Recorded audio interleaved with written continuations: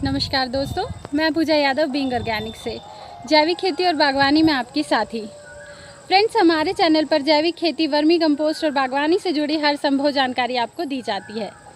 दोस्तों, मेरे पास एक क्वेश्चन बहुत फ्रीक्वेंट आ रहा है कि लोग पूछते हैं कि क्या बारिश में वर्मी कंपोस्ट का काम कर सकते हैं, क्या ये सक्सेसफुल होता है। तो बारिश में आपको पता है, बारिश में केचुए की जो प्रजनन क्षमता होती है, जो उनके मल्टीप्लाई होने का जो रेशो रहता है वो बढ़ जाता है। इट मीन्स आप कम केचुओं में भी आप केचुओं की क्वांटिटी जल्दी से बढ़ा सकते हैं, अपने बेड्स की संख्या ज़्यादा जल्दी से बढ़ा सकते हैं।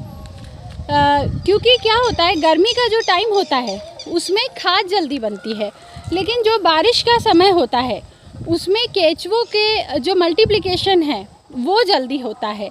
तो अगर आप बारिश में भी वर्मी कंपोस्ट का काम शुरू करना चाहते हैं तो डरने वाली कोई बात नहीं है। कुछ प्रिकॉशंस होती है, कुछ चीज़ों का ध्यान रखना होता है जिससे कि आपका केचुआ इधर उधर ना जाए।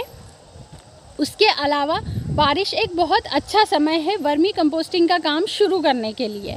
तो अगर आप भी इस बारिश में वर्मी कंपोस्ट का काम शुरू करना चाहते हैं तो विदाउट एनी डाउट आप शुरू कीजिए, कोई समस्या नहीं आती है। हाँ, बेड से केचुआ बाहर निकलता है बारिश में, क्योंकि पानी जब ज़्यादा मात्रा में बेड में हो जाता है तो उससे बेड के अंदर ऑक्सीजन लेवल कम हो जाता है, और जब ऑक्सीजन लेवल कम हो जाता है तो केचुआ सांस लेने के लिए बाहर आता है।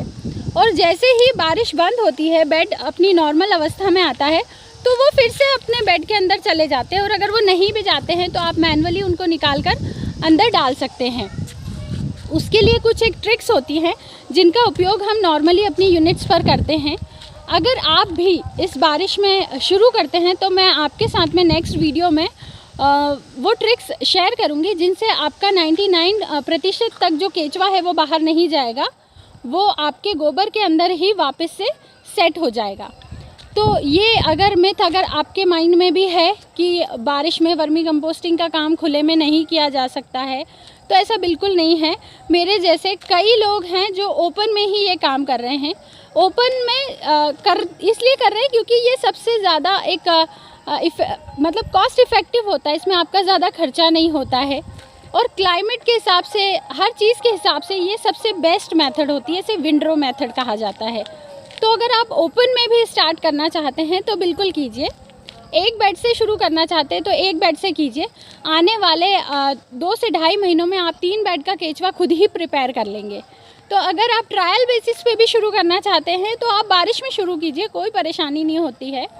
और अगर इसके अलावा भी आपको डाउट है कि नहीं, फर्स्ट अटैम्प्ट रहेगा, हम केचुए को हैंडल कर पाएंगे कि नहीं, वो अगर बेड से निकल गया तो क्या करेंगे, देन डू वन थिंग, आप एक ट्रायल के लिए जो ग्रीन बैग्स आते हैं वर्मी कंपोस्टिंग के, आप एक बैग लीजिए। वो मैंने भी ऐसे ही शुरुआत की थी और बारिश में ही की थी स्पेशली।